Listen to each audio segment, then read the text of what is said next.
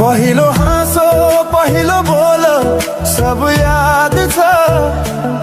हिजोका बाछा आजको शून्यता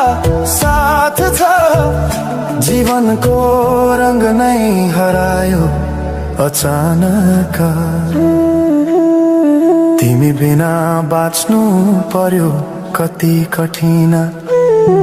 हावाको लहरमा सुन्छु तिम्रो आवाज शून्य कोठामा प्रतिध्वनि जस्तो गाजा सम्झनाको बादल